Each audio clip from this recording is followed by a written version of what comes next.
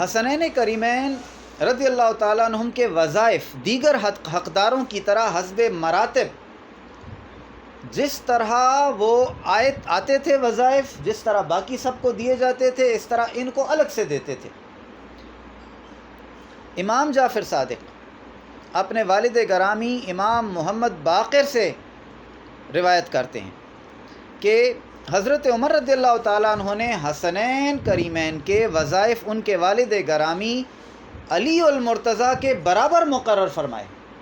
یعنی عام طور پر تو یہ ہوتا تھا کہ صحابہ کرام کو جو ملتا تھا ان کے بچوں کو اس سے کم دیتے تھے، لیکن جتنا ان کے والد کو وظیفہ ملتا تھا اتنا ہی وظیفہ حضرت عمر رضی اللہ تعالیٰ عنہ کے دور میں الگ الگ ان بچوں کو دیا جاتا تھا۔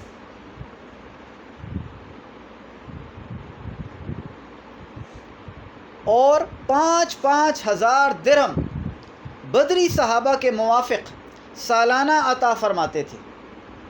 یعنی جب وظیفہ مقرر کر دیا تو بدری صحابہ کو 5,000 درہم دیتے تھے۔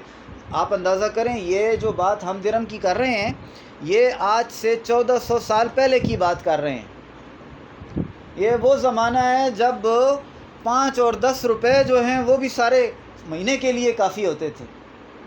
اس وقت کے زمانے کے اعتبار سے 5,000 درہم ہر بدری صحابی کو حضرت عمر رضی اللہ تعالیٰ عنہ کی طرف سے دیے جاتے تھے، تو جتنا وظیفہ حضرت علی کرم اللہ وجہ الکریم کو دیا جاتا تھا اتنا ہی حسنین کریمین کو بھی دیا جاتا تھا، الگ الگ۔